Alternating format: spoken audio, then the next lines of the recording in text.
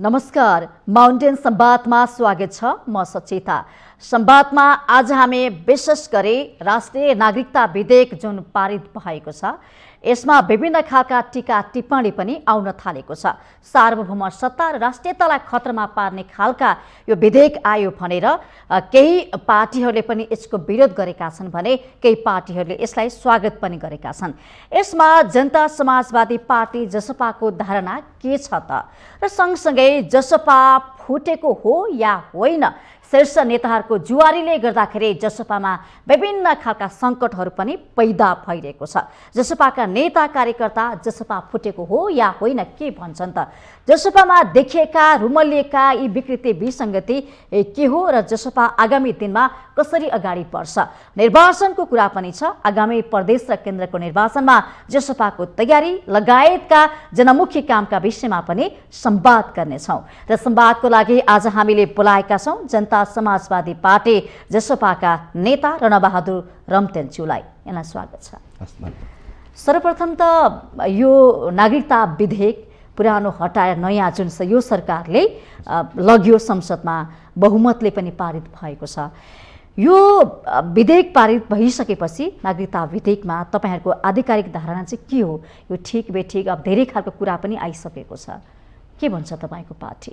अब यो नेपालमा नागरिकताको विषयमा धेरै लामो समयदेखि बहस छलफल भइरहेको सन्दर्भमा हिजो नेकपा, अब त्यतिखेरको डबल नेकपा र अब भनौँ त्यसपछि एमालेकै भनौँ पार्टी अलग भइसकेपछि केपी शर्मा ओलीले पनि अध्यादेश मार्फत त्यतिखेरको महन्त ठाकुर विशेष गरेर उहाँहरूको जोडबलमा त्यो उहाँले ल्याउन खोज्नु भएको थियो। यद्यपि अब व्यापक विरोधका कारण त्यो सफल हुन सकेन।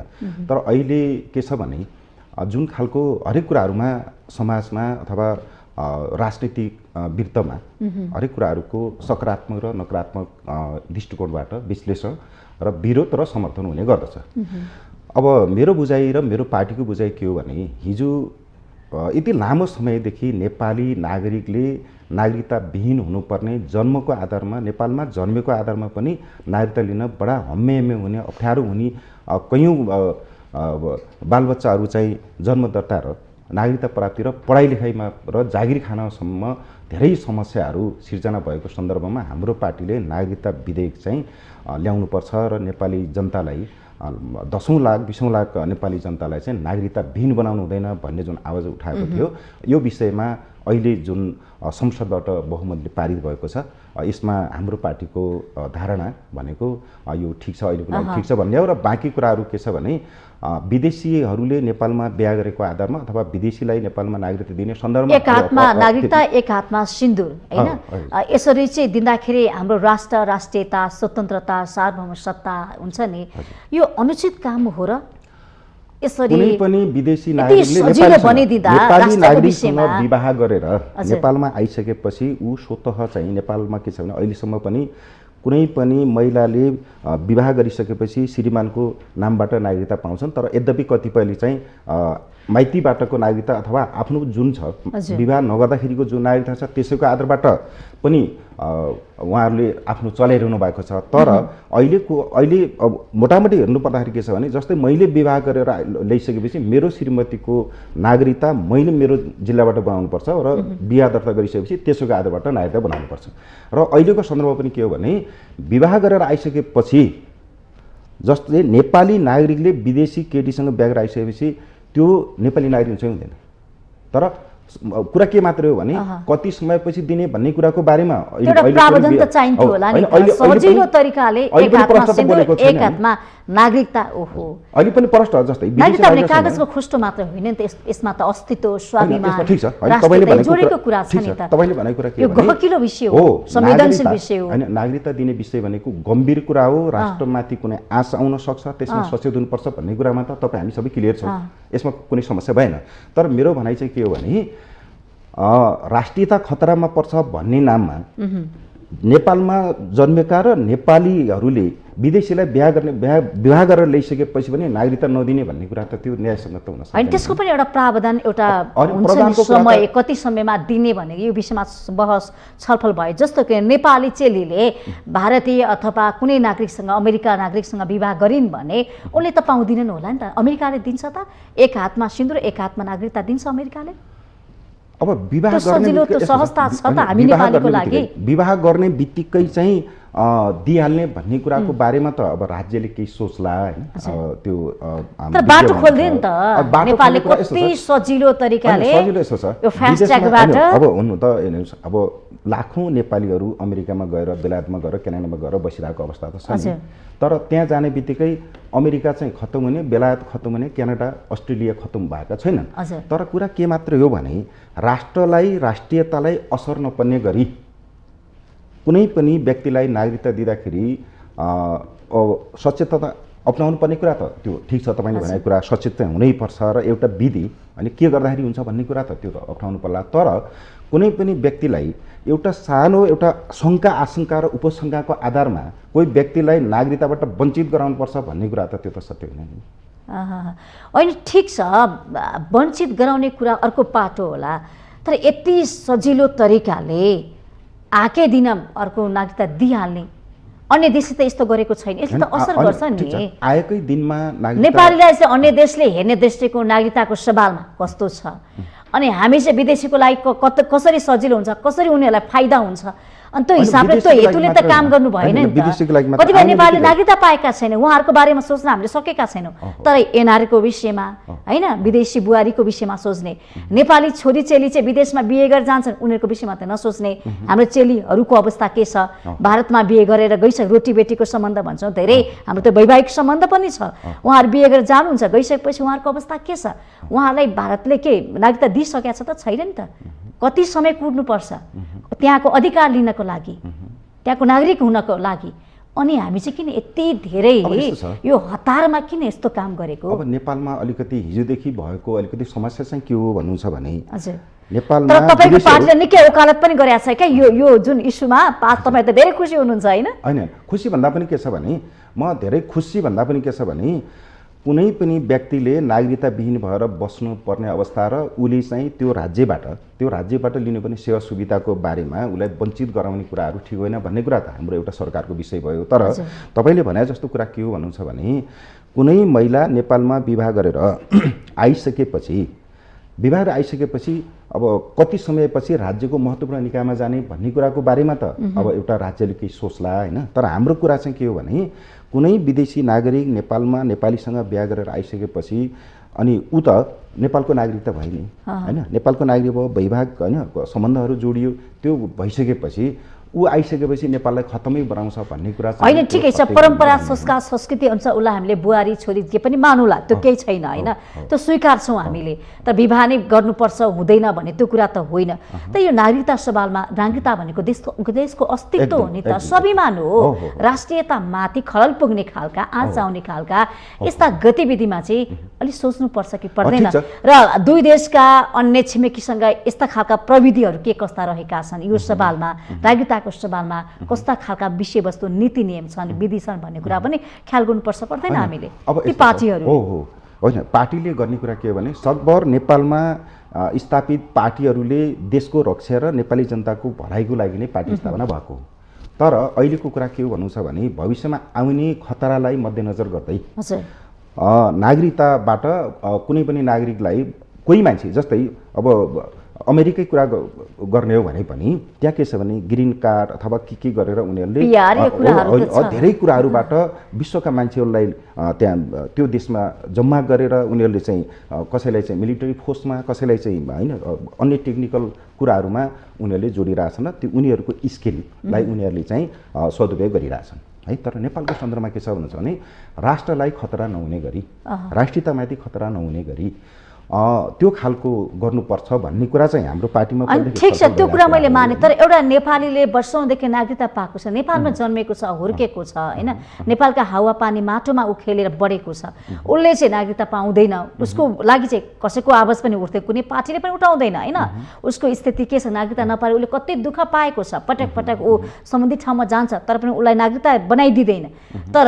हामी यो त कस्तो विदेशीको बिहारीको लागि होइन, एनआरको लागि, उहाँहरूको लागि चाहिँ यो नागरिकता बनाइयो के, नागरिकता पनि धेरै प्रकारको छ नि त, यो आएको कुरालाई मात्र भन्ने कुरा होइन नि त। नेपालमा जन्मेको आधारमा, वंशजको आधारमा भएका केही गल्ती, बाबुको पैसा नखुलेको आधारमा, बाबुको पैसा नखुलेको आधारमा आमाको नामबाट नागरिकता दिने होइन, त्यो त ठिक छ, त्यो कुरा मैले माने, तर पनि यो यति चाँडो हतारो नबुझिकन किन यति धेरै निर्णय गर्यो, यति ठुलो निर्णय? भन्दा अब म एउटा पार्टीको केन्द्रीय सदस्य भएको नाताले मैले उठाउने कुरा के भने, तपाईको पार्टी त मरिमेटेर लाग्यो होइन, मरिमेटेर लाग्ने भन्दा पनि के हो भन्नुहुन्छ भने राष्ट्रमा आएका समस्याहरू समाधान गर्नुपर्छ, कतिपय कुराहरू अब त्यो समाधान गर्ने सन्दर्भमा चाहिँ राष्ट्रलाई घात हुने तरिकाले गर्नुपर्छ भन्ने कुरा त हाम्रो होइन, त्यो सवाल चाहिँ पक्षभित्रै घात भयो भन्ने कुरा चाहिँ उठ्या छ है। अब यो कुरामा अहिले नेकपा एमाले प्रतिपक्षमा भएको कारणले गर्दा विरोध गर्यो होला, त्यो बेग्लै कुरा हो, तर सत्ता पक्षबाट विरोध छ, सत्ता पक्षबाट विरोध यस्तो छ,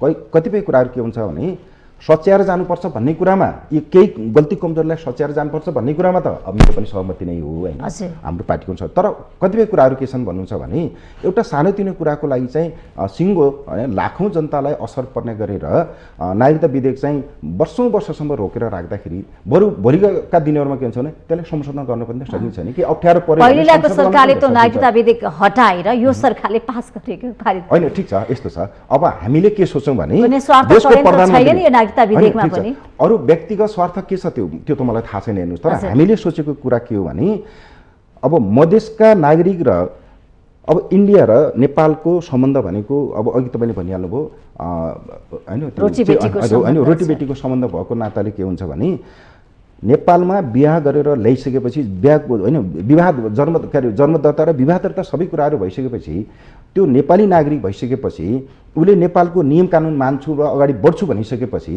त्यो कति समयपछि, जस्तै नेपालको चाहिँ मुख्यमन्त्री अथवा मन्त्री अथवा सांसद अथवा गाउँपालिका नगरपालिकाको प्रमुख हुनको लागि कति समयपछि हुने भन्ने कुराको बारेमा चाहिँ अब यो प्रश्न बोलेको चाहिँ देखिँदैन होइन। त्यसमा एउटा कुरा अब त्यो अलि ऊ भयो होइन, कन्फ्युजको कुरा भयो। तर हाम्रो पार्टीले उठाएको कुरा पहिलेदेखि के हो भने मधेसका नागरिकलाई चाहिँ नागरिक नमान्ने, पहाडका मात्रै नागरिक हुन् र, जसले नेपाल र भारतको सिमानालाई नेपालको सिमानालाई रक्षा गरेर लट्ठी भाला लिएर चाहिँ भारतसँग चाहिँ त्यत्रो शक्तिशाली देशसँग चाहिँ भारतीय सेनासँग पुलिससँग लडिरहेको मधेसको जनतालाई नेपाली होइनन् भन्ने खालको चाहिँ जुन मानसिकता छ, जस्तै नेतृत्व गर्दाखेरि के भन्छ, उपेन्द्र यादवले नेतृत्व गरेको पार्टी हुम्लामा चाहिँ हुन सक्दैन, त्यो मधेसीको पार्टी भन्ने खालको जुन कन्सेप्ट छ, त्यो कन्सेप्टका आधारमा मधेसी केही पार्टी मात्रै हो त्यो धारणा तपाईहरुले होइन, हामीले बनाएको होइन, हामीले राष्ट्रिय इस्यु त हामीले उठाएको हो नि त। राष्ट्रिय इस्यु भनेको के हो? पहिचानको कुरा राष्ट्रिय इस्यु हो कि भन्नुहोस् न, नागरिकताको कुरा राष्ट्रिय इस्यु हो कि जस्तै अहिले नागरिकता हामीले नदिने भने हैन, नागरिकता दिनुपर्छ, तर एउटा प्रावधान त हुन्छ नि, कति वर्षमा दिने, त्यो दिँदाखेरि एउटा हाम्रो राष्ट्रियतामा त्यो आँच आउँदैन, घात हुँदैन हैन, देशको एउटा स्वाभिमान बच्छ, एउटा अस्तित्व जगेर्ना हुन्छ भनेर त्यो पनि ख्याल गर्नु पर्दैन। अब यसो गर्नु, यो विषयमा तपाईँ हामीलाई भन्दा पनि देशको प्रधानमन्त्री, देशको मन्त्री, पार्टीका अध्यक्ष त्यत्रो सिङ्गो सम्मानित सदनबाट पारित गरेर यसले चाहिँ राम्रै गर्छ भनेर बहुमतले पारित भइसकेपछि अब के गरौँ भने अब आगामी दिनहरूमा आउने समस्याका बारेमा हामी सचेत हुने कुरा भयो र बाँकी केही कुराहरू भोलि गएर अप्ठ्यारा केही आयो भने त्यसलाई संशोधन गर्ने कुरा भयो। त अहिलेको लागि के छ भने अहिले संसदबाट पारित भइसकेपछि हामीले विभिन्न टिका टिप्पणी गर्ने त्यो बहस हुनु त स्वाभाविक कुरा छ। केही नेताहरूले विरोध प्रदर्शन राखे, अब यो राप्रपाहरूले गर्ने कुरा के छ भने हिजो उहाँहरूकै पालामा आफूलाई अनुकूल हुने गरेर गर्दाखेरि अब कसैले त्यो मेरो स्वार्थको लागि भनेर गरेको कुरा त्यो ठिक हुने, अहिले चाहिँ संसदबाट पारित गर्दाखेरि त्यो नहुने भन्ने कुरा, अब यो संसद पूर्ण रूपमा जवाबदेही हुने कुरा भयो। तपाईँ हामी जवाबदेही हुँदैन नि, संसदबाट पारित भइसकेपछि यो राज्य यो संसद र यो सरकार जवाबदेही हुने कुरा त भयो नि। भनेपछि अब हेरेर पर्खको स्थितिमै छौँ अब हामी त के छ भने सकारात्मक कुरालाई हामीले त्यसलाई अझै हैन त्यसलाई मलजल गर्दै अगाडि बढाउँदै लाने हो।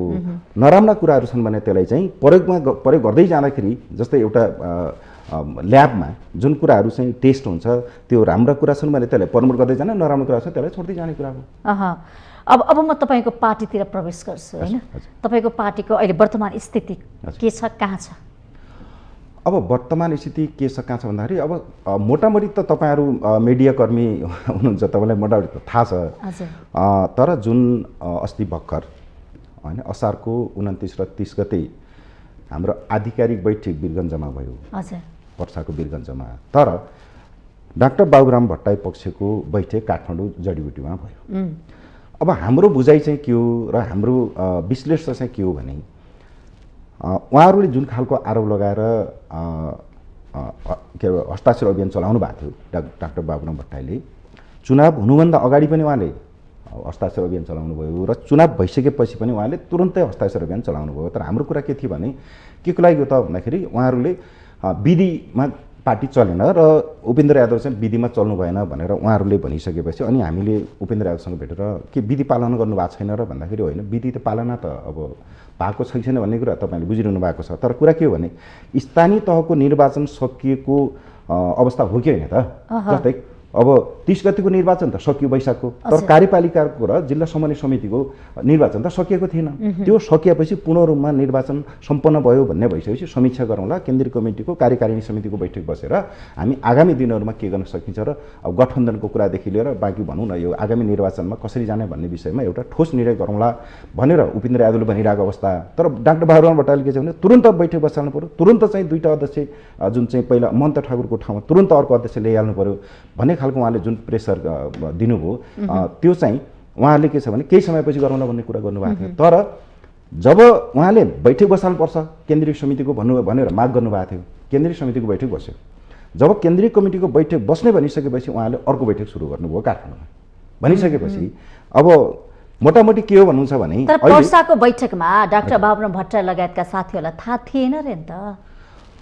अब पार्टीमा सल्लाह नगरिकन त्यो थाहा थिएन भन्ने कुरा चाहिँ सारा दुनियाँलाई थाहा छ। उहाँलाई पनि चिठी पत्र पठाएको छ। बैठकमा पनि कार्यकारिणीको बैठकमा बाबुराम भट्टराई नआए तापनि गङ्गानारायण श्रेष्ठ, प्रशान्त सिंह, डम्बर खतिवटा कार्यकारिणीको बैठकमा आएर उहाँले सुनेर जानुभएको हो, सबैलाई थाहा छ। तर कुरा के मात्रै हो भने अब यो थाहा छैन भन्न त पाइयो नि होइन, थाहा छैन भन्न पाइयो। तर के हुन्छ भने थाहा नपाएर थाहा छैन भन्नु र थाहा पाएर थाहा छैन भन्नु भनेको फरक कुरा। ल ठिक छ, उहाँहरूले थाहा पाउनु भएन, यति थाहा हुँदाहुँदै पनि थाहा पाएनौँ भनेर भन्नुभयो भने तपाईँ कुरा मैले माने। तर पर्साको वीरगञ्जमा तपाईँले 30 गते जुन बैठक डाक्नु भएको थियो नि केन्द्रीय समितिको बैठक, त्यसमा 9 जना डाक्टर बाबुराम भट्टराईलाई किन कारवाही गरेको?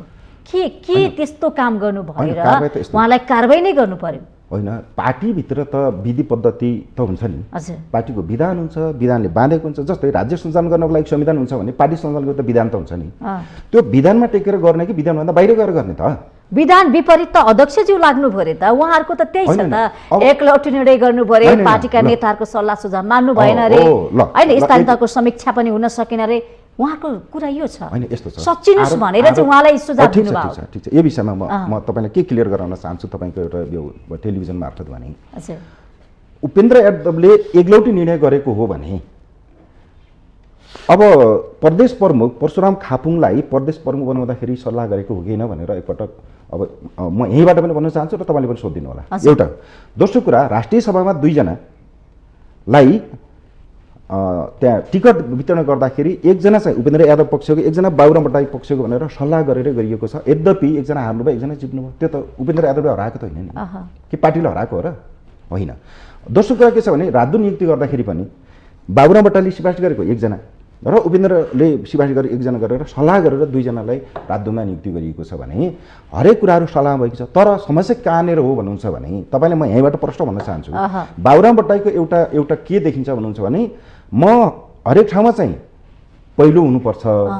तर पहिला माओवादी हुँदाखेरि उहाँ दोस्रोमा हुनुभयो, अहिले पदीय हिसाबले त उहाँ प्रधानमन्त्री भइसक्यो हुनाले उहाँको पदी त पहिलोमै छ। हैन, पहिलो वरियतामा छ। तर यहाँ समस्या उहाँलाई भएको के भन्दाखेरि निर्णय गर्ने मलाई कार्यकारी अधिकार मलाई भएन भन्ने उहाँको पहिलेदेखि गुनासो भएको हुनाले उहाँ त्यो ठाउँमा त्यो पार्टीभित्र अहिले अट्ने अवस्था देखिएन। त्यो हामीले मनोवैज्ञानिक रूपमा देखेको तपाईहरुले निकाल्दिनु भयो निकालेको कुरा हैन, जस्तै निकाल्ने कुरा निष्कासन नै गर्दिनु भयो 9 जना बाबुराम भट्ट लगायतका साथीहरुलाई। निष्कासन गरिएको भन्दा पनि के हो भने पार्टीबाट निष्कासन गरिएको होइन, कारबाही त गर्नु भयो नि त। कारबाही के हो भने पदी दायित्व पुरा नगर्यो भने त कारबाही भन्नाले त्यो पद त खोसिन्छ नि। जस्तै एकजना मन्त्रीले अशोक राईलाई राख्दिनु भयो हैन। अशोक राईलाई त के हुन्छ भने एउटा पदमा बसेको मान्छेले आफ्नो पदीय जिम्मेवारी पुरा गर्न सकेन भने त्यो ठाउँ सधैँ खाली राख्ने र चुनावको बेलामा चाहिँ हामीले त सक्रिय रूपमा पार्टीलाई अगाडि बढाउनु छ नि त। त्यो विषयमा चाहिँ हामीले भने उहाँले पदको मान मर्यादा राख्न सक्नु भएन। त्यसो भए पदको मान मर्यादा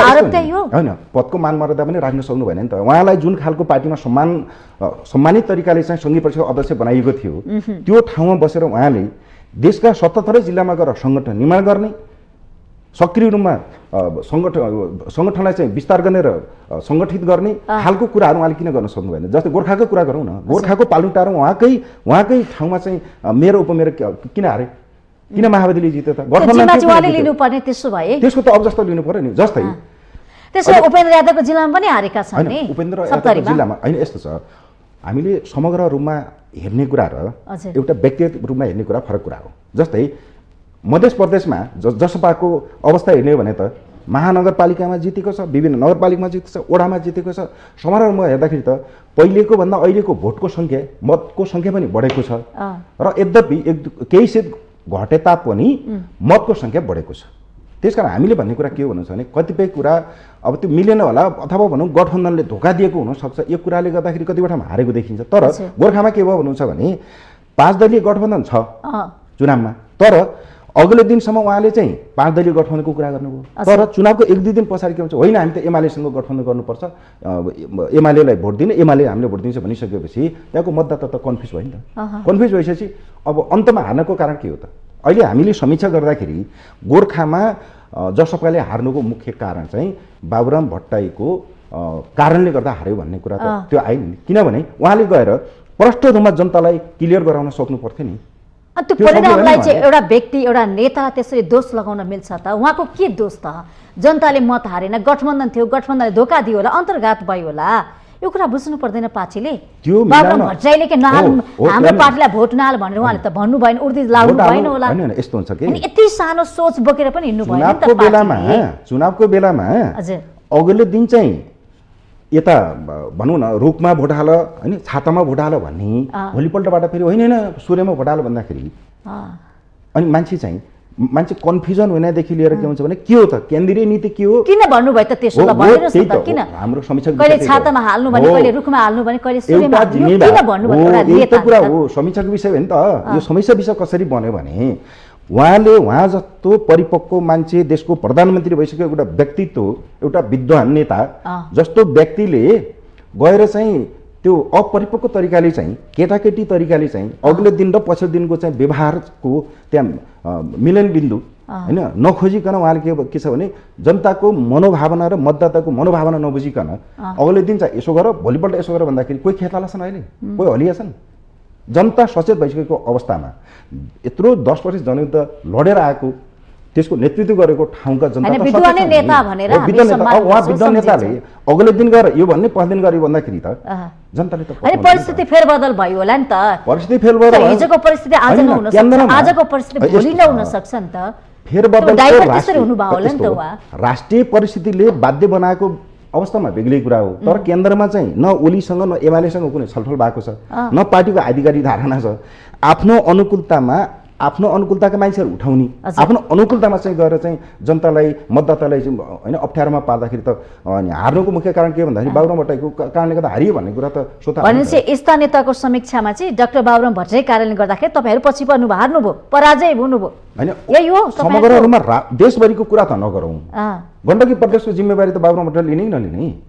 गण्डकी प्रदेशमा को मान्छेलाई कुन आधारमा कस्ता व्यक्तिले उहाँले टिकट दिनुभयो र उहाँले कसरी प्रचार गर्नुभयो र गठबन्धनलाई कसरी बलियो बनाएर लानुपर्छ भन्ने कुराको तपाईँको जिल्लाको चर्चा गरौँ न। हुम्लामा पनि के छ त? जित्यो होइन? हुम्लामा मात्रै होइन, हुम्लामा यस्तो छ एउटा कुरा त हाम्रो पार्टी विभिन्न झमेलाहरू होइन झमेलाहरू झेल्दै मुद्दा मामिला झेल्दै अहिले जसपा अधिकारी भएको करिब 1 वर्ष हैन मुद्दा तपाईँलाई थाहा छ निर्वाचन आयोगमा मुद्दा पर्यो सर्वोच्चमा मुद्दा पर्यो सबै ठाउँमा हाम्रो परमाणु कातरमा जसपा जितिसकेपछि करिब 1 वर्षको अवधिमा हाम्रो पार्टी अहिले बामे सर्ने अवस्थामा रहेको र अहिले हाम्रो आधार भनेको त मधेस त हो नि हैन मधेस प्रदेश भएको हुनाले त्यहाँ चाहिँ राम्रै छ तर हाम्रो ठाउँमा के छ भने चाहिँ हामी अहिले सङ्गठन विस्तार गर्ने र सुदृढीकरण गर्ने अवस्थामा छौँ त्यो ठाउँमा के छ तपाईँले यदि हेर्नुभयो तपाईँले अध्ययन गर्नुभयो भने एमाले काङ्ग्रेस माओवादी अहिले अब नयाँ थपिएको एसपाको कुरा गर्ने हो भने उहाँहरूलाई त हम्मे छ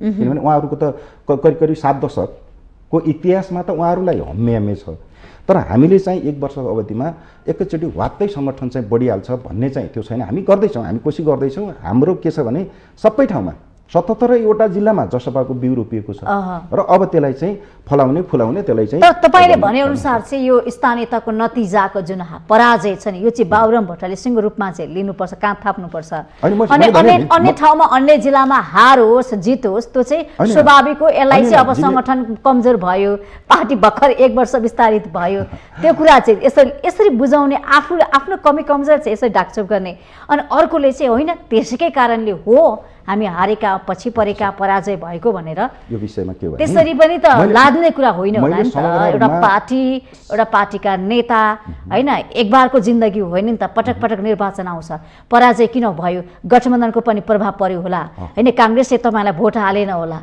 हैन त्यसमा त थुप्रै कुरा हुन सक्छ समाजवादीले तपाईलाई भोट हालेन होला काङ्ग्रेसलाई पनि कतिपयले भोट हालेन जसपाले हालेन होला त्यो कुरा पनि होला नि समीक्षा त हरेक कोरबाट गर्न सकिन्छ नि त मेरै गोरुको बारेटाका एउटै हिसाबले गरिरहँदाखेरि त्यो हामीले शङ्का गर्नु स्वाभाविक होला तर कतिपय शङ्काले पनि लङ्का जलाउन सक्छ के सत्य नहुन सक्छ नि त यसमा सत्य कुरा के हो भने डाक्टर बाबुराम भट्टराई भनेको त हामी सबैको लिडर हो किन हो पार्टीको लिडर हो नि त पार्टीको 1 नम्बर वरियता क्रममा रहनु भएको व्यक्तित्व उहाँहरूले जस्तै म केन्द्रीय सदस्य भनेको उहाँभन्दा तलको उहाँको कार्यकर्ता होइन मलाई अथवा कर्णाली प्रदेशको सन्दर्भमा कुरा गर्दाखेरि सिङ्गो पार्टीले र अथवा बाबुराम भट्टराईले मोटामोटी कुरा के भएको थियो भने एक खालको चाहिँ जिम्मेवारी पनि बाँडफाँड हो नि त जिम्मेवारी बाँडफाँड गर्दा के हुन्थ्यो भने मधेसमा बढी उहाँले चाहिँ उपेन्द्र यादवले बढी मिहिनेत र बढी चाहिँ त्यहाँ सङ्घर्ष गर्नुभएको हुनाले उहाँको बढी चाहिँ त्यहाँ सेन्टिमेन्ट हुने त भइहाल्यो होइन उहाँले हेर्ने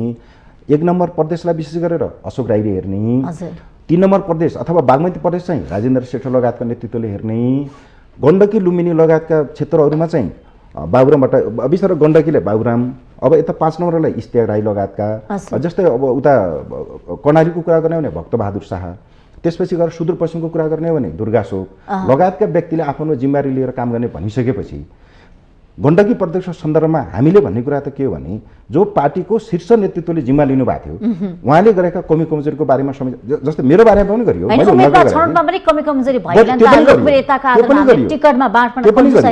त्यो पनि कमी कमजोरीको बारेमा समीक्षा गरियो तर गम्भीर समस्या गर्ने कुरामा के हो भने पालुङटार नगरपालिकाको मेयर उपमेयरमा त हाम्रो स्वतः जित्नुपर्ने ठाउँमा एक्लै पनि जित्नुपर्ने ठाउँमा तर 5वटा दल अथवा त्यहाँ चाहिँ भनौँ न राष्ट्रिय जनमोर्चाको त्यहाँ प्रभाव नहुन सक्छ तर अरू 4वटा दलको प्रभाव हुँदाहुँदै पनि तर उहाँको कारणले हारियो भन्ने कुराको एउटा प्रमाण के हो भने अपेक्षाकृत नतिजा जुन ठाउँमा आकांक्षा आएन भन्ने कुरा त हामीले गर्न खोजेका थियौँ नि जस्तै हुम्लामा आशा गरिएको थियो त्यसै कारण पार्टी फुटको सङ्घारमा पुग्या हो त्यसो भए विवादको चरम उत्कर्षमा पुग्या हो त्यही कारणले चुनावको समीक्षाको कारणले गर्दा पार्टी फुटेको भन्ने होइन कुरा चाहिँ के हो भन्नुहुन्छ भने बाबुराम भट्टराईले जुन खालको उहाँले जुन प्रस्ताव गर्नुभएको थियो महन्त ठाकुर र उपेन्द्र यादव दुईजना अध्यक्ष हुनुहुन्थ्यो केन्द्रीय कार्यकारिणी समितिमा र सङ्घीय परिषदको त डाक्टर बाबुराम हुनुहुन्थ्यो तर महन्त ठाकुरले पार्टी छोडेर उहाँले लोकसभा गठन गरिसकेपछि एउटा पद खाली भयो खाली भइसकेपछि उहाँले के भन्नुभयो भने अरूलाई नियुक्ति गरौँ भन्दाखेरि के भयो भन्नुहुन्छ भने वरियताको कुरा के हुन्छ भने सङ्घीय परिषदको किन स्थापना गरियो भन्दाखेरि डाक्टर बाबुराम भट्टराईलाई वरियता क्रममा राख्नको लागि सङ्घीय परिषद स्थापना गरिएको र त्यसपछि व्यवस्थापनको लागि गरियो त्यसपछि महन्त ठाकुरलाई किन गरियो भन्दाखेरि महन्त ठाकुर एउटा सम्मानित नेता हुनुहुन्छ उहाँलाई पनि सम्मान गर्नुपर्छ भन्ने हिसाबले दुईजना कार्यकारी अध्यक्ष राखियो तर उहाँ नभइसकेपछि हामी सबैको बुझाइ चाहिँ के भने 2टा अध्यक्ष भइसकेपछि के हुन्छ भने एउटा छिटो हिँड्ने एउटा ढिलो हिँड्ने जस्तै हामीले एउटा गोरु जोत्दाखेरि पनि एउटा छिटो हिँड्ने एउटा ढिलो हिँड्ने भइसकेपछि त्यहाँ त त समस्या हुन्छ। त्यो गर्नुभन्दा अहिले के छ भने पार्टी चाहिँ अहिले अर्को महाधिवेशन नहुँदासम्मको लागि अथवा विधान अधिवेशन नहुँदासम्मको लागि अहिले यसलाई चाहिँ स्थगित गर्ने र एकल अध्यक्षले चलाउने र पछि विधान अधिवेशनले गरेको व्यवस्था अनुसार महाधिवेशनमा जाने। महाधिवेशनमा गइसकेपछि त जसले जितेर आउँछ उही हुने कुरा हो। त्यो भएको हुनाले अहिले हामीले गरेको कुरा के हो भने दुईटा अध्यक्षमा उहाँले राखेको प्रस्ताव के हो भने ल उपेन्द्रलाई र अशोक राईलाई मिलाएर गरौँ भन्ने सन्दर्भमा के हुन्थ्यो भने फेरि विधान चेन्ज गर्नु पर्थ्यो। के हुन्थ्यो भने त्यतिखेर त महन्त ठाकुरलाई उपेन्द्रभन्दा माथि राखिएको थियो हो। अब अहिले चाहिँ ल महन्त ठाकुरको ठाउँमा हामीले ल्याएर चाहिँ अशोक राईलाई राख्यौँ। अशोक राईले राखिसकेपछि अब वरियताको क्रम के हुने र मिचिने भयो भन्ने तपाईको धारणा। महन्त जस्तै महन्तको ठाउँमा अशोक आउने बित्तिकै उहाँले चाहिँ महन्त ठाकुरको वरियता राख्ने नहुने भन्ने त होइन, तर पनि के हुन्छ भने एउटा म्यानेजर पनि एउटा राम्रै नेता हुने त्यसमा समस्या होइन। त्यही त भने त्यो विधिको कुरा जस्तै विधान संशोधन गरेर विधान भनेपछि नेताहरूको व्यवस्थापन हुन नसक्दाखेरि यो पार्टी फुटको सङ्घारमा पुग्यो जसपा। म त्यति मात्रै हो भन्ने ठान्दिनँ। यसमा धेरै कुराहरू जोडिएको छ है। के छ भन्नुहुन्छ भने जब मिल्दासम्म चाहिँ सबै कुरा ठिक हुने, मिल्दासम्म जब उहाँले छुटिने तयारी गर्नुभयो, हस्ताक्षर अभियान चलाउनु भयो, जस्तो तपाईँले देखिरहनु भएको छ हस्ताक्षर अभियान चलाउने मध्येका साथीहरू पनि केही हामीसँग हुनुहुन्छ र मन्त्री पद खाइरहनु भएको छ। त्यो किन भयो भन्दाखेरि पद दिएपछि त आउनु पर्यो। अनि पदको कुरा पनि कतिपय नेताहरू लोभी पापी पनि छन्। लोभी पापीको कुरा भन्दा पनि म के भन्न चाहन्छु भने उहाँले विधि मिलेन भन्नुभएको थियो, विधि खोज्नु भएको थियो। उपेन्द्र यादवले विधि मिलाउनु भयो नि त त्यसो भए ल ठिक छ त तपाईँको इस्तेक राई लगायत केही नेताहरूलाई तपाईँले मन्त्री बन्नबाट कसले रोकेको छ? पहिला पनि हुनुभएको छ, अहिले पनि हुनुहोस् न त के भएर। तर तपाईँले मलाई किन खेद्नुहुन्छ अथवा पार्टीलाई अप्ठ्यारो किन पार्नुहुन्छ भन्ने उपेन्द्र यादवको कुरा त ठिक छ नि त।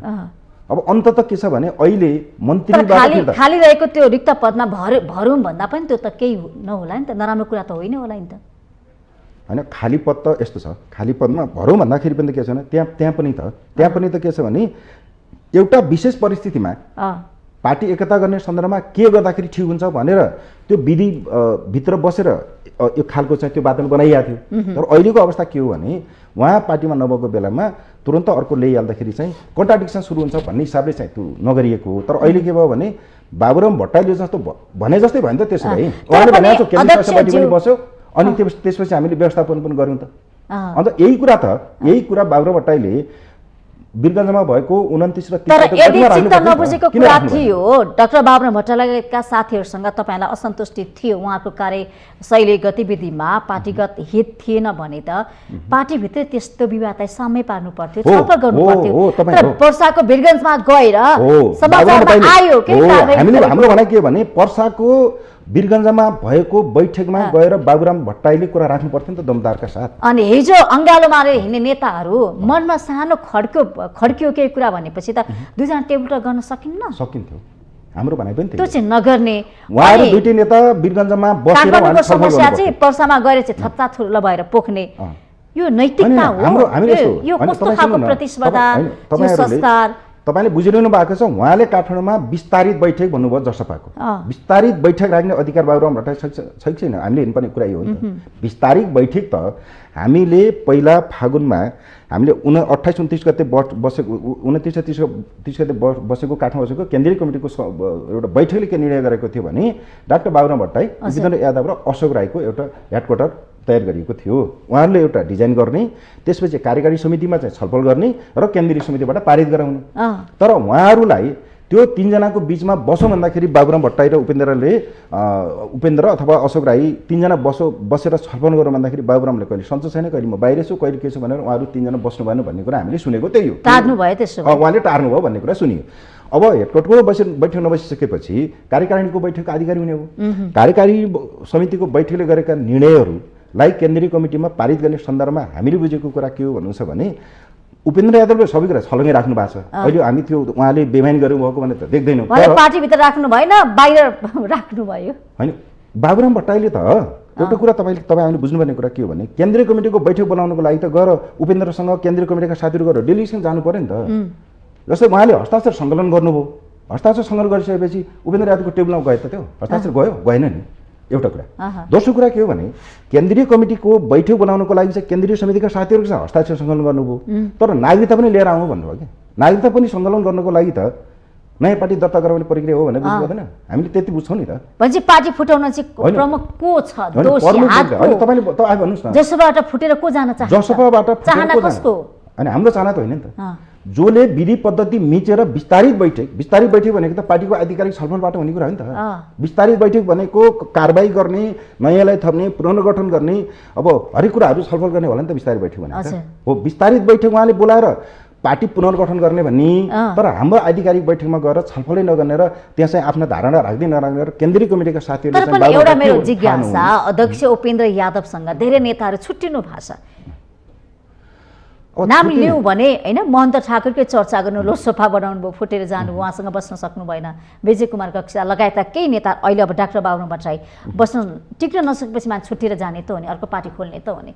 किन उहाँसँग रहन सक्नु भएन टिक्न सक्नु भएन दोष कोसँग होला उपेन्द्र यादवसँग हो किन उहाँले आफ्ना नेताहरू राख्न सक्नु भएन बचाउन सक्नु भएन उहाँ जोडिनुहुन्छ अनि फेरि तोडिनुहुन्छ उहाँसँग मान्छे टिक्न बस्न चाहँदैन कि उपेन्द्र यादवको कुरा मात्र होइन तपाईँले धेरै पार्टीका नेताहरूको अवस्था हेर्नु जस्तै माओवादी केन्द्रको कुरा गर्नुहोस् न प्रचण्डसँग कतिजना मान्छे जुटे कतिजना मान्छे फुटे यो इतिहास छलनै छ हो तर उपेन्द्रको केही गल्ती कमजोरी होलान् तर के हुन्छ भने उपेन्द्रको कारणले गर्दा पार्टीमा लाग्ने र उपेन्द्रको कारणले गर्दा छोड्ने त होइन होला नि त एउटा मुद्दा बेसमा मुद्दाको आधारबाट म पार्टीमा लाग्छु र मेरा मुद्दाहरू पार्टीमा गएर त्यसलाई चाहिँ म निर्णयमा पुर्याउँछु भन्ने मान्छेले उपेन्द्रले मलाई पद दिएन उपेन्द्रले मलाई यो दिएन होइन भनेर छोड्नु भनेको त व्यक्तिगत स्वार्थ होइन र जस्तै अब अहिले रेणुकुमारी यादवको कुरा गर्नुहोस् उहाँ भौतिक योजना मन्दिरबाट फिर्ता बोलाइयो त्यो ठाउँमा चाहिँ अर्को व्यक्तिले पठाइयो अनि उहाँ गइसकेपछि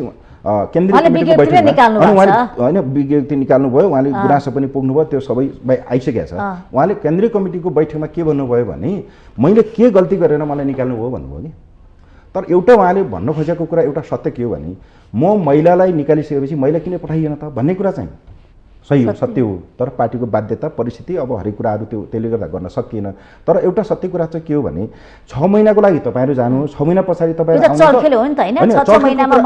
चलखेलको कुरा पनि यस्तो हो म तिमीलाई मन्त्री बनाइदिन्छु म तिमीलाई फलानु बनाइदिन्छु भनेर त्यसलाई चलखेल भन्दा पनि पार्टीमा व्यक्तिको हातमा शक्ति उ भयो यस्तो हो चलखेल भन्ने शब्द चाहिँ अलि त्यसलाई अलि नभनौँ त्यसलाई के हुन्छ भने पार्टीभित्र व्यवस्थापन गर्ने सन्दर्भमा पार्टीलाई सन्तुलित तरिकाले अगाडि बढाउने सन्दर्भमा गरिएको कुरा एउटा आधारको रूपमा तपाईँले लिनुपर्ने हुन्छ जस्तै रेणु यादवलाई 6 महिना पछाडि त तपाईँ आउनुपर्छ है भनेर सहमतिमा पठाएको हो नि त भनेपछि 6 महिना पुगिसकेपछि 6 महिना अलिकति बढी हुँदाखेरि पनि तपाईँ आइदिनु पर्यो यहाँ व्यवस्थापन गर्न अप्ठ्यारो भइसकेपछि उहाँले चाहिँ गुनासो गर्नुपर्ने कारण के छ सहमतिमा गएन र पार्टीले 6 महिनाको लागि पठाएको समस्या भयो नेताहरूको त्यही त यही समस्या समाधान गर्नको लागि अप्नाएको प्रक्रियाभित्रको एउटा तपाईँ त जनताको मुद्दामा कसरी प्रवेश गर्नुहुन्छ त तपाईँहरू पार्टीमै व्यवस्थापन गर्न सक्नु भएको छैन भने भन्दा जसपाको एउटा नारा नै छ होइन त्यो नारामा पुग्न टेक्न सक्नुहुन्छ त अब यस्तो भाँड भैलो किचौलीले गर्दाखेरि विवादले गर्दाखेरि पार्टी फेरि फुटको सङ्घारमा पुग्यो पटक पटक फुटेको छ एउटा फुटेर लोकसभा बनिसक्यो होइन अब बाबुराम पनि फुट्दै हुनुहुन्छ तपाईहरु कहाँ कुन गन्तव्यमा अगाडि बढ्नुहुन्छ भन्दा पार्टीभित्र विवाद आउँछन् समस्याहरू आउँछन् हरेक समस्याहरू आउँछन् त्यसलाई व्यवस्थापन कसरी गर्ने भन्ने कुरा हो अब तपाईँ हामीले बुझ्नुपर्ने कुरा चाहिँ के हो तर नहुर्किँदै जनताले पनि बुझ्नुपर्ने कुरा के भने जनताको हितको लागि फुटेको भने उहाँले चिन्नु पर्यो उहाँले सपोर्ट होइन उहाँले समर्थन र सपोर्ट गर्दा राम्रै हुन्छ तर व्यक्तिगत स्वार्थ देश र जनताको स्वार्थ भन्दा फरक ढङ्गले चाहिँ पार्टीलाई धोका दिने र फरक ढङ्गले चाहिँ स्वार्थको लागि पार्टी फुटाउनेलाई त जनताले चिन्नु पर्यो नि त हामीले अहिले भन्न खोजेको कुरा के मात्र हो भन्नु छ भने बाबुराम भट्टराईले माओवादी केन्द्र छोडेर उहाँले नयाँ शक्ति बनाउनु भयो उहाँले जिरोबाट सुरु गर्नुभयो त्यसपछि गएर यहाँ त भएन एकजना उहाँले गोर्खामा धनै काङ्ग्रेसको भोटबाट उहाँले जित्नुभयो होइन त्यसपछि गएर समानुपातिकमा 3% पुगेन त्यो नपुगिसकेमा राष्ट्रिय पार्टी हुन सक्नु भएन होइन राष्ट्रिय पार्टीको नेता हुन नसकेपछि के भयो भने अब के गर्ने त भन्दा विकल्प उहाँले एउटा पहिचानवादी एउटा आन्दोलन एउटा सङ्घर्षबाट आएको नेतासँग पार्टी एकता गरेर अगाडि जाँदा ठिक हुन्छ भनेर उहाँले चाहिँ उपेन्द्रसँग एकता गरिसकेपछि एक खालको समाजवादी आन्दोलन अगाडि बढाउनुपर्छ भन्ने कुरामा त सबैको सहमत छ नि यही हरकतले यही व्यवहारले यही आचरण यही सोचले यो विचारले समाजवाद आउँछ त अब यस्तो छ अब समाजवादको सही मुद्दा होइन सही सिद्धान्तलाई जसले फलोअप गरेर अगाडि बढ्छ ऊ अगाडि बढ्ने कुरा नै भयो जसले त्यसलाई अगाडि लिन सक्दैन त्यसलाई चाहिँ सही तरिकाले नेतृत्व गरेर समाज परिवर्तन गर्नको लागि नेतृत्व गर्न सक्दैन उस पछाडि पर्ने कुरा तपाईँहरू त सत्तामै हुनुहुन्छ, गठबन्धन गरेर अगाडि बढ्ने होला नि त निर्वाचनमा, के छ? अब अहिले फेरि समाजवाद केन्द्रको भन्ने कुरा पनि आछ, गठबन्धनभित्र पनि उपगठबन्धन के हो यो खास? अब यस्तो छ, अब यो हाम्रो पार्टीबाट अहिलेसम्म पनि उहाँले पार्टी अलग गरिरहनु भएको छैन, गरिसक्नु भएको छैन, उहाँले जसपा नै भनिरहनु भएको छ। हाम्रो चाहिँ कुरा के छ भने जसपा नै गर्ने हो भने एउटै पार्टीभित्र दुईटा धार अलग अलग गर्नु आवश्यक थिएन। उहाँले पार्टी कि छोडे हुन्थ्यो कि चाहिँ पार्टी अलग फुटामेर अलग गठन गर्दा हुन्थ्यो। तर उहाँको एउटा बानी के देखिन्छ भने हिजो महावेदी केन्द्रबाट उहाँ अलग हुँदाखेरि पनि पार्टी फुटाउनु भएन, पार्टी छोड्नुभयो। अहिले पनि नियत के देखिन्छ भने उहाँले पार्टी फुटाउनु त हुन्छ कि हुन थाहा छैन, किनभने उहाँसँग दुईटा सांसद हुनुहुन्छ हो। अनि केन्द्रीय समितिमा कार्यकारी समितिमा पनि 32 जनामा 8-9 जना, बढीमा 10 जना होला हैन, 32 जनामा 22 जना त हामीसँग हुनुहुन्छ भने उहाँको नियत के देखिन्छ भने उहाँले पार्टी फुटाउने होइन कि पार्टी फुटाएको आरोप नखेपिकन उहाँले पार्टी छोड्नुहुन्छ र अर्को गठन गर्नुहुन्छ भन्ने मलाई लाग्छ। ए भनेपछि तपाईहरू यो पार्टी फुटबल जोगाउने स्थितिमा मनस्थितिमा चाहिँ हुनुहुन्न? संवाद छलफल गर्ने, ठिक छ, विवाद भयो, टकराव हुन सक्छ, मनमुटाव हुन सक्छ, अब के कुरा विवाद हो, बसौँ, टेबल टक गरौँ, यो विवादलाई समाधान गरौँ, फुट्दाखेरि असर पर्छ, हामी फुट्दा नेता कार्यकर्ता जनतालाई असर गर्छ, फुट राम्रो कुरा होइन। जुटेर एकतामै हिजो पनि एक हुन्छौँ, एकतामा बाँधिन्छौँ भनेर अगाडि बढ्यौँ, अब हामी एक भएर जाउँ, कुनै पनि यस्ता खालका क्रियाकलाप नहो भनेर यो खालका छलफल संवाद भएको छ कि छैन? यो कुरा मैले अघि नै टुङ्गिसकेँ। यदि बाबुराम भट्टराईले पार्टीलाई एकताबद्ध बनाएर अगाडि जान चाहनुहुन्छ भने पहिला बैठक बसालेन भनेर उहाँले गुनासो गर्नुभयो, आलोचना गर्नुभयो। जब बैठक बसालियो अर्को बैठक सुरु गर्नुभयो। हाम्रो चाहना के थियो भने बाबुराम भट्टराईले भन्न खोजेको कुरा के हो त, उपेन्द्रका विरुद्धमा ल्याएका आरोपहरू के हुन् त भन्ने कुराको बारेमा त केन्द्रीय कमिटीको बैठकमा नेकपा एमालेको फोटोकपी ठ्याक्कै भयो कि त्यही व्यवहार चाहिँ तपाईँहरूमा पनि देख्यो, बाछिटा आयो के? अब विगतमा प्रचण्ड र ओलीबीचको दोहोरी जुवारी यस्तै थियो हैन, यति बुँदे पत्रको। अहिले पनि उहाँहरू गठबन्धनको लागि वाम एकताको लागि 19 बुँदेको माफीको चर्चा चलिरहेछ हैन, माफीमा अल्झेको छ वाम गठबन्धन। तपाईँहरूमा पनि त्यही देख्यो कि हरकत? मैले भने नि बाबुराम भट्टराईले हामीले स्वीकार गर्नुपर्ने हो र। बाबुराम भट्टराईले त पार्टीलाई नेतृत्व गरेर अगाडि बढाउने पनि उपेन्द्र यादवलाई पनि भनिरहनु, सिकाइरहनु पर्ने। अध्यक्ष भइसकेपछि दुई चारवटा कुरा तल झरेर पनि अध्यक्ष भनेको त एउटा सानो पद होइन नि त, उसले सबैलाई मिलाउनु पर्छ, उसको त बढी जिम्मेवारी हुन्छ।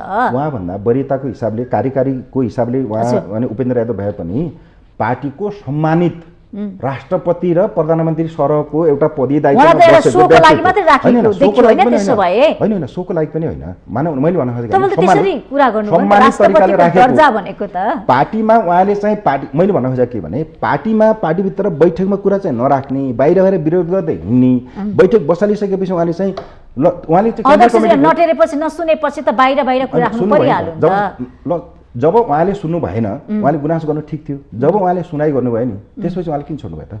किन अर्को बिस्तारै बैठक किन बसाल्नु भयो त? बिस्तारै बैठक हुन्छ, मन मरिसकेपछि मान्छे मन मरिसकेपछि ठिक छ, मन मरिसकेपछि एउटा परिधि हुन्छ नि त। मन टुटिसकेपछि अब हामीलाई के लाग्छ भन्नु छ, घाउमा मलम लगाउनको लागि मलम लगाउनले छ, त्यसको लागि एउटा अप्सन छ। एउटा के हो भन्नुहुन्छ भने उहाँहरू 9 जनालाई जुन कारबाही गरियो, कारबाही पनि होइन, एउटा के भयो भने पदीय हैसियत पुरा गर्नु भएन भन्ने हिसाबले उहाँलाई पार्टीबाट त निकालेको त होइन नि, मात्रै के भने उहाँको जिम्मेवारी खोसिएको हो। अब उहाँलाई हामीले के बनाएको छौँ भने एउटा उहाँलाई कारबाही चाहिँ नगर्ने, कारबाही गरिसकेपछि कारबाहीको त यस्तो हुन्छ नि त, मन्त्रीले गल्ती गर्यो, कमजोरी गर्यो अथवा पदीय दायित्व पुरा गरेन भने उहाँले चाहिँ बर्खास्त गर्न सक्नुहुन्छ। तर गल्ती कमजोरी पछि अनुसन्धान गर्दै छानबिन गर्दै गइसकेपछि अथवा उहाँले माफी माग्नुभयो भने पुनः स्थापना पनि गर्न सकिन्छ। तर हाम्रो कुरा अहिले के छ भने उहाँ जसपामा हुनुहुन्छ, हाम्रो बुझाइमा उहाँ अहिले जसपामा हुनुहुन्छ, तर पदीय जिम्मेवारी चाहिँ खोसिएको छ। उहाँले के भन्नु पर्यो भने हामीले पार्टीभित्र गरेका गल्ती कमजोरीको लागि हामी माफी चाहन्छौँ भनेर अब हामीले स्पष्टीकरण सोध्ने कुरा छ। माफी माग्नु भएन भने तपाईँ माफी माग्नु भएन तरिकाले अगाडि बढ्ने, त्यो त बढ्छ नि। उहाँले माफी नमाग्ने, पार्टीभित्र गल्ती कमजोरी भयो भनेर पनि कुरा नगर्ने र आफ्नो कुराहरू पार्टीको कमिटीभित्र पनि नराख्ने, अध्यक्ष गढी पनि नराख्ने, टेबलमा चाहिँ केही कुरा नआउने। जस्तै 25% केन्द्रीय सदस्यको जम्मा 25% केन्द्रीय सदस्यले हस्ताक्षर गरेर अध्यक्षको टेबलमा गइसकेपछि बैठक बोलाउन बाध्य हुन्थ्यो नि। तर बाहिर चाहिँ हस्ताक्षर गर्दै हिँड्ने अनि नागरिकता पनि लिने अनि त्यो चाहिँ खुल्तीमा हालेर बस्ने अनि त्यसपछि गएर चाहिँ उपेन्द्रले चाहिँ बेइमानी गर्यो भन्ने कुरा त त्यो सत्य होइन। अब के हुन्छ तपाईँको पार्टीमा, के होला त नयाँ कुरा? अब नयाँ त के हुनु र, पार्टी भनेको त अब त्यो अब फुट्ने हो कि जुट्ने हो, अब एउटा न एउटा हामी चाहिँ संस्थापन तरिकाले चाहिँ हामी अहिले तपाईहरुको काम पनि फुटाउने र जुटाउने, त्यसैले हाम्रो काम पनि होइन सुन्नु न, हाम्रो काम मात्र होइन, यो त मुख्य नेतृत्व समस्या के कहाँनिर हो भन्नुहुन्छ भने तपाईले फेरि सबैजना लागि फुटाउने भन्ने अर्थमा लाग्नु होला। त्यहाँ के हुन्छ भन्नुहुन्छ भने देशी विदेशी अब विभिन्न राज्य सरकार चलाएका, सरकारभन्दा बाहिर बसेका धेरै मान्छेको चलखेल होला अथवा व्यक्तिको कुनै स्वार्थ होला। अहिले पार्टी फुटाउने बेला होइन भन्छु है म। चाहिँ के छ भने 5 दलीय गठबन्धन अगाडि जान खोजिएको छ र यहाँ चाहिँ के छ भने हिजो एमाले लागेको एउटा दाग अथवा आरोप भनेको के भने प्रतिगमन गर्यो, के अरे उसलाई केपी शर्मा ओलीले चाहिँ प्रतिगमन गर्नुभयो भन्ने भइसकेपछि गरिएको गठबन्धन हो। दुई चोटि उहाँले संसद विघटन गर्नुभयो र त्यसको विरुद्धमा चाहिँ अहिलेको सिस्टम जुन प्रणालीलाई बचाउनु पर्छ। तपाईको अध्यक्ष त्यो सरकार ढाल्नको लागि विदेशीको चलखेल छ, हात छ भनेर भन्नुहुन्छ। अब दोहोरो चरित्र देखिया छ के फेरि पार्टीका अध्यक्षज्यूको, फेरि तपाईँ सत्ता, तपाईँको पार्टी पनि सत्तामै छ। यो के भइरहेछ के नेपाल नेताहरूको यो चरित्र, बोली व्यवहार वचन सुन्दाखेरि नि हस्तक्षेप चाहिँ छ हेर्नुहोस्, विदेशीको हस्तक्षेप नेपालमा कस्तो खालको विचार है। जस्तै अब अन्य देशको नभए पनि समय सकिसकेको छ, छोटोमा भनिदिनु होला है त। अब कुरा के हो भने विदेशी हस्तक्षेप छ, तर नेताहरूले बोल्दाखेरि कुन अर्थमा बोल्छन् भन्नुहुन्छ भने पार्टी जुटाउँदाखेरि चाहिँ केही पनि नबोल्ने, कसैले विदेशीले गर्यो सहयोग गर्यो नभन्ने। जब पार्टी फुट्न थाल्छ, जब फुट्यो त्यसपछि गएर विदेशीको हस्तक्षेप हो भन्ने। जस्तै गाउँमा लोग्ने स्वास्नी र बाउ छोरा अथवा भनौँ न दाजुभाइको झगडा हुँदाखेरि के छ भने गाउँलेले गर्दा बिगार्यो भन्ने जुन आरोप हुन्छ त्यो वास्तवमा कारण त्यहीँभित्रै हुन्छ। बाहिरका मान्छेले के भन्छन् आफू चोखिनले गराउने कुरा हो, सत्य तथ्य के हो भन्ने कुरा त त्यो संवादको लागि धन्यवाद यहाँलाई। धन्यवाद यहाँलाई। हजुर, आज हामीले कार्यक्रम माउन्टेन संवादमा जनता समाजवादी पार्टी जसपाका युवा नेता रणबहादुर रम्तेजुलाई बोलाएका थियौँ। कार्यक्रमबाट म पनि बिदा हुन्छु। माउन्टेन टेलिभिजन HD हेर्दै रहनुहोला।